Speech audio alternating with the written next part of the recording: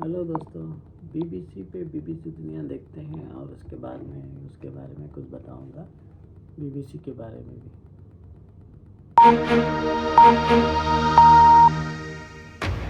BBC दुनिया में आज देखिए, हमास के हमले में बचे एक इजरायली की आप बीती।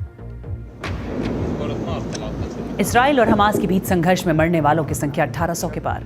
हमास ने गजा पर हमले के जवाब में इस्राएली शहर अश्केलोन पर हमले की दी धमकी। WHO ने दी गजा में ह्यूमैनिटेरियन कॉरिडोर बनाने की सलाह। स्वागत है आपका बीबीसी दुनिया में। मैं हूं सारिका सिंह। इसराइल और हमास में जारी संघर्ष की करेंगे बात, लेकिन पहले headlines.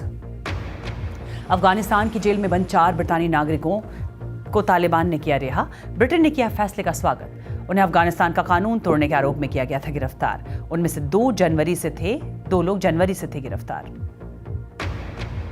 International court of justice में सीरिया के खिलाफ कनाडा और नीदरलैंड ने दिया अपना बयान। सीरिया पर केमिकल हथियार इस्तेमाल करने समेत UN कन्वेंशन के उल्लंघन का आरोप। म्यांमार में कैंप पर हुए हमले में 7 बच्चों समेत करीब 30 की मौत। म्यांमार की निर्वासित सरकार ने मिलिट्री जुंटा को ठहराया जिम्मेदार, लेकिन सैन्य नेताओं ने आरोपों को किया खारिज। इनमें से कुछ अहम खबरों की चर्चा आज बीबीसी दुनिया में।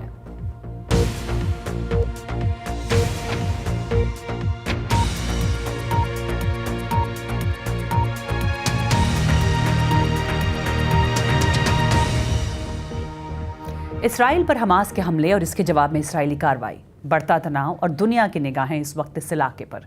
प्रधानमंत्री नरेंद्र मोदी ने भी कहा है कि भारत इस वक्त इसराइल के साथ खड़ा है। इसराइली और फलस्तीनी दोनों मारे जा रहे हैं इस तनाव में, संघर्ष में, जिसमें कुछ और परेशान कर देने वाली और कहानियां आ रही हैं। कवर स्टोरी में इसी की चर्चा।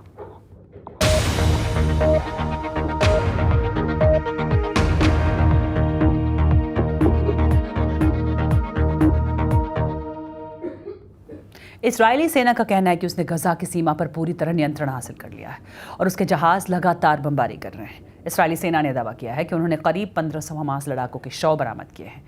इस्राएल ने कहा है कि हमास के पास अब कोई छिपने की जगह नहीं है, क्योंकि उनकी सेना ने गजा की पूरी तरह से घेराबंदी कर ली है। इस बीच गजा के भीतर क्या हालात हैं, इन सब के बारे में बता रहे हैं बीबीसी संवाददाता जेरेमी बोवेन। गजा के भीतर हर जगह ऐसा लगता है कि फ़लस्तीनियों को इजरायली फ़ौज की पूरी ताकत का एहसास हो रहा है। इसराइल का कहना है कि गजा में आम लोगों की हालत के लिए हमास जिम्मेदार है और हमास के हमलों के जवाब में इसराइली कार्रवाई की ये शुरुआत भर है। हमास ने इसराइली बंधकों को जान से मारने की धमकी दी है। हवाई हमले हर घंटे हो रहे हैं।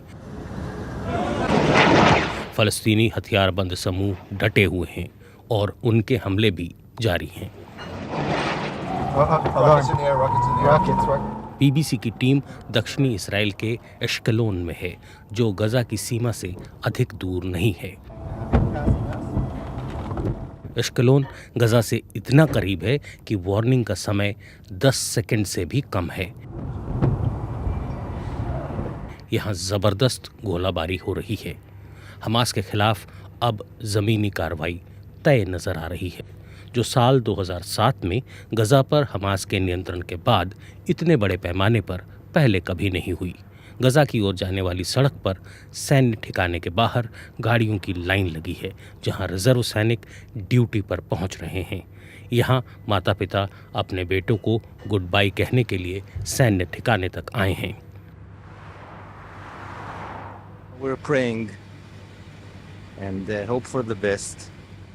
हम बेहतर के लिए उम्मीद और दुआ कर रहे हैं। ये मुश्किल समय है। हम उससे अपने ज़ख्मी या मारे गए दोस्तों के बारे में ज़्यादा सोचने के बजाय अपने मिशन पर ध्यान देने के लिए कह रहे हैं। Without thinking too much about other friends that got injured or killed. Israeli प्रधानमंत्री बेंयामिन नेतन्याहू ने राष्ट्र को संबोधित किया। उन्होंने कहा कि हमास ने ऐतिहासिक भूल की है। उन्होंने ये भी कहा कि हमास इसकी ऐसी कीमत चुकाएंगे कि वो और इसराइल के अन्य दुश्मन कई दशकों तक उसे याद रखेंगे।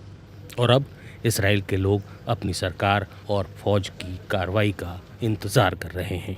स्टेडरोट गजा का सबसे नज़दीकी कस्बा है जहां जंग की वजह से हर तरफ मलबा है। यहां इसराइल को पहुंचे सदमे को समझा जा सकता है, जहां सुरक्षा बलों के अलावा और कोई नहीं है। हमास यहां पहले भी रॉकेट दागता रहा है, लेकिन वो पहली बार अंदर घुसा है। यहाँ हमास ने पुलिस स्टेशन को निशाना बनाया, उसे अपना ठिकाना बनाकर सैनिकों के साथ साथ आम लोगों की भी जान ली। मारे गए और जख्मी हुए इसराइलियों का खून दीवारों पर नजर आ रहा है। इसराइलियों के लिए ये शहर हमेशा से फ्रंट लाइन रहा है, फिर भी यहाँ जो हुआ अप्रत्याशित था। उन्हें उम्मीद थी कि फौज इंटेलिजेंस सर्विस की मदद से उन्हें बचा लेगी, लेकिन ऐसा नहीं हुआ। इसके लिए जिम्मेदारी तय की जा रही है, लेकिन साथ ही अब आगे क्या होगा इस बारे में राष्ट्रीय एकजुटता की मजबूत भावना है। जहां जहां हमास ने हमला किया है वहां इजरायली फौज और बचे हुए चंद आम लोग अब भी सदमे में है। जमीनी कार्रवाई फिलहाल तय नहीं लग रही और यहाँ से कुछ मील दूर गजा में मुख्य अस्पताल में मृतकों को लाने का सिलसिला जारी है। ये संख्या बढ़ती ही जा रही है। फलस्तीनी और इसराइली एक बार फिर आमने सामने हैं। एक सदी पुराना ये संघर्ष पहले से कहीं ज्यादा जानलेवा होता जा रहा है। संयुक्त राष्ट्र मानवाधिकार प्रमुख वोल्कर तुर्क ने कहा है कि गजा पट्टी पर इजराइल का पूरी तरह कब्जा है। अंतर्राष्ट्रीय कानून के हिसाब से एकदम गैर कानूनी है। वहां लगभग 2 लाख लोग बेघर हुए हैं। दवाओं, ईंधन, खाने पीने के सामान की जबरदस्त किल्लत हुई है। संयुक्त राष्ट्र के प्रमुख एंटोनियो गुटेरेस ने इसे लेकर गंभीर चेतावनी दी है। Today's announcement that Israel will initiate a complete siege of the Gaza Strip, nothing allowed in, no electricity, food or fuel. The humanitarian situation in Gaza was extremely dire before these hostilities. Now it will only deteriorate exponentially. विश्व स्वास्थ्य संगठन और राहत agency UNICEF ने उन इलाकों में एक ह्यूमैनिटेरियन कॉरिडोर खोलने का आह्वान किया है। गजा पर इजराइल ने हमले तेज कर दिए हैं। ज्यादातर हलचल एशकोलेन के आसपास है, जो गजा पट्टी के नजदीक है। देखिए वहां से बीबीसी संवाददाता एना फॉस्टर की रिपोर्ट।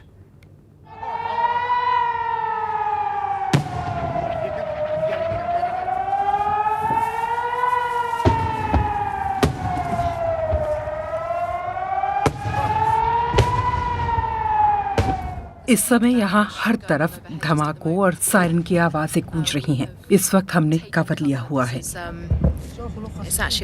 ये एक मेमोरियल बिल्डिंग है, जैसा कि आप देख सकते हैं। वहाँ निक ने कैमरा संभाल रखा है। हाँ, हम आगे बढ़ रहे हैं। ओह, झुक जाओ।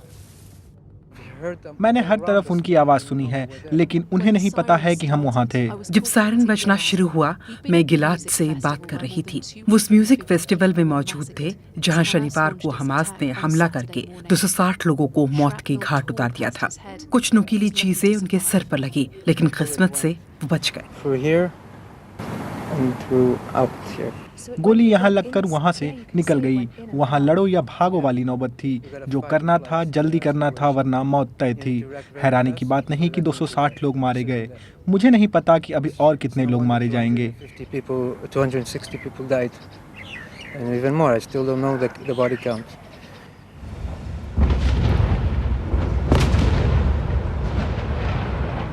यहाँ रहने वाले लोग खौफ के इन पलों से वाकिफ हैं।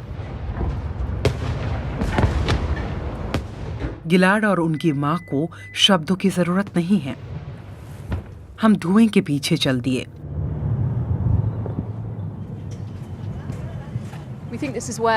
हमें लगता है कि यहाँ मिसाइल हमला हुआ है। अरे हाँ, यहाँ जमीन पर देखिए। एशकेलॉन के इस हिस्से में अधिकतर इमारतों में बम शेल्टर्स नहीं हैं। पतली दीवारों और खिड़कियों से मिसाइलें नहीं रुकती। इसलिए अबी और अनत ने उनके परिवार को यहाँ लाना बेहतर समझा। उन्होंने बच्चों से कहा कि ये आवाजें बादल गरजने की हैं। अबी ने कहा कि उन्हें अपने बच्चों की खातिर मजबूत होने की जरूरत है, लेकिन हमारा ध्यान कौन रखेगा?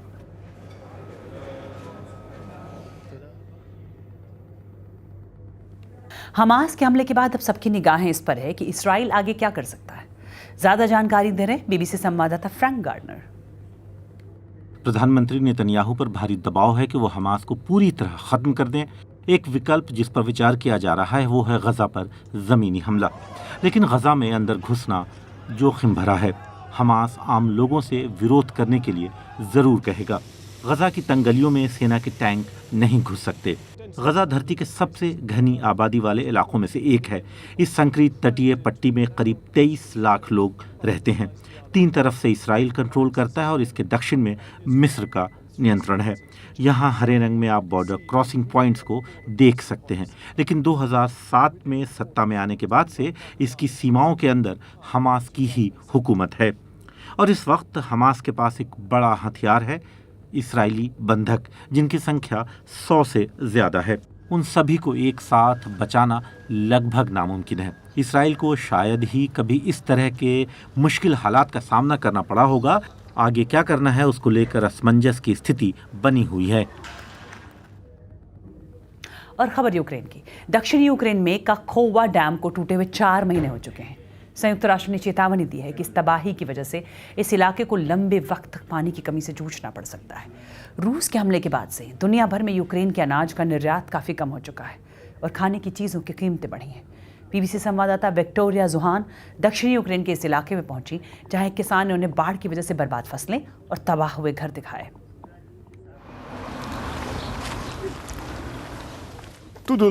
यहाँ हम आग जलाते थे। ये पूरे परिवार के एक साथ जमा होने की अच्छी जगह थी और अब ये बर्बाद हो चुकी है। यूक्रेनी किसान वदीम शेरेमेत यहाँ अपनी पत्नी और 7 बच्चों के साथ रहते थे। काफी ज्यादा पानी था, दीवार गिर गई। इसी साल जून में काखोवका डैम में तबाही की वजह से भयानक बाढ़ आई और इसमें हजारों घर बह गए। वदीम का घर भी उन्हीं में से एक था। तब उन्होंने मदद के लिए सोशल मीडिया पर गुहार लगाई थी। रूसी हमले से पहले वदीम गेहूं, बार्ली और सनफ्लावर की खेती करते थे।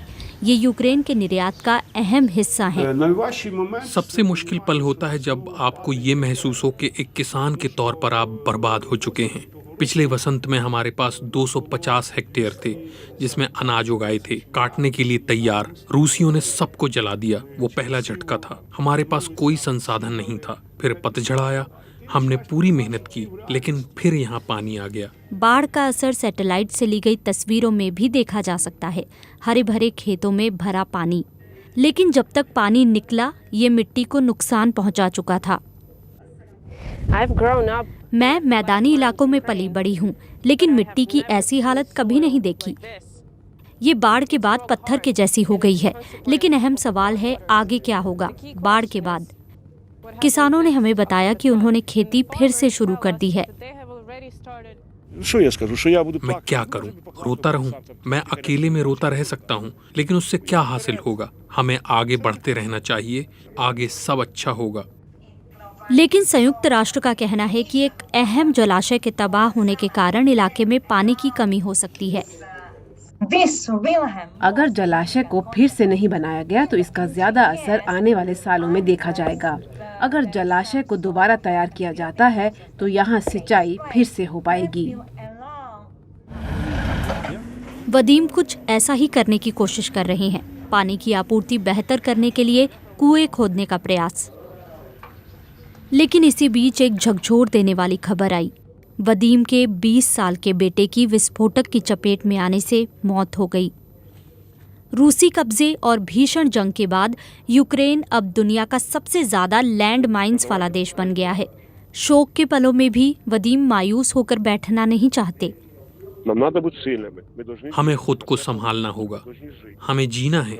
हम इसे तैयार करेंगे।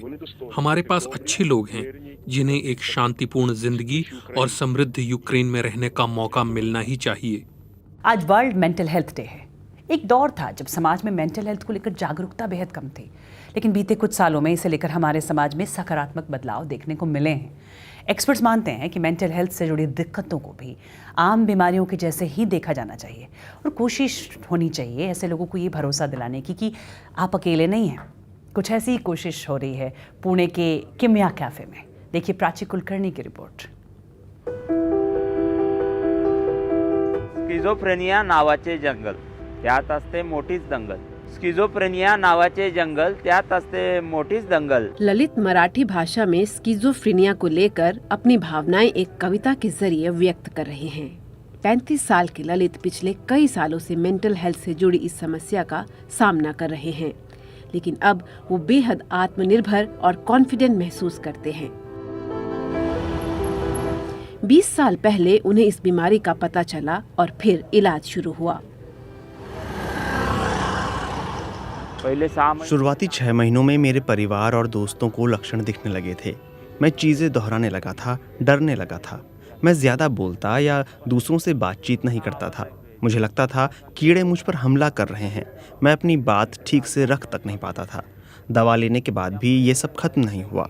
ये खत्म हुआ इस परिवर्तन नाम की संस्था की मदद से। प्रकाश बीजे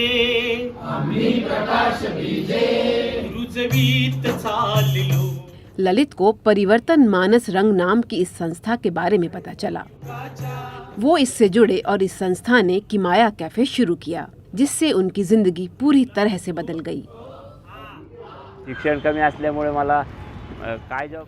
मैं ज़्यादा पढ़ा लिखा नहीं हूँ, इसलिए मेरे पास ज़्यादा विकल्प नहीं थे। मैंने यहाँ आकर खाना बनाना सीखा। अब मैं खाना पीना सोना सब टाइम से करने लगा हूँ। दवा भी सही समय पर लेता हूँ। काम पर ध्यान देता हूँ। ललित के अलावा 3 और इनके जैसे लोग ही इस कैफे में फुल टाइम काम करते हैं, जबकि फिलहाल थेरेपी ले रहे कुछ लोगों को इस कैफे में पार्ट टाइम जॉब मिली हुई है।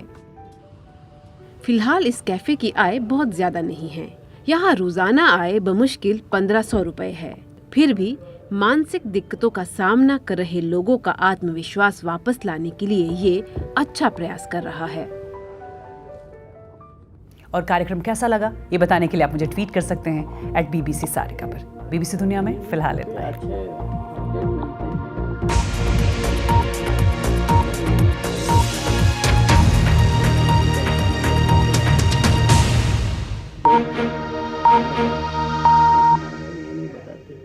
जब इजराइल में मारे जाते हैं तो किल बोलते हैं, मतलब मार दिए गए। इस तरह से डबल स्टैंड करते हैं ये लोग, क्योंकि ये सब यूरोपियन मीडिया है ना, इसीलिए इस तरह से करते हैं।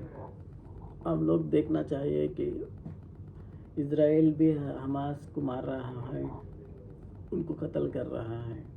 वो लोग पलटवार करते हैं तो ये लोग कहते हैं कि इजराइलियों को ये लोग मार रहे हैं। ये तो गलत बात है ना। दोनों तरफ से जंग हो रही है। जंग हो रही है तो जंग की तरह से बात करना चाहिए। आप एक को आतंकवादी बोलेंगे, एक को इनोसेंट बोलेंगे, ये तो गलत बात है ना।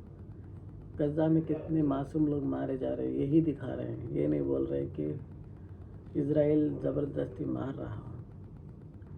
हम लोग तो कंडम करते हैं इजराइल को ख़त्म होना चाहिए, क्योंकि वो फ़लस्तीन की ज़मीन लेके बैठा है।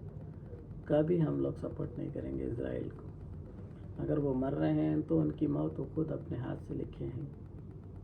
इसीलिए संघर्ष करते रहना चाहिए अपनी ज़मीन वापस लेने के लिए, और इजराइल को ख़त्म होना चाहिए, क्योंकि वो कब्ज़ा किया हुआ है।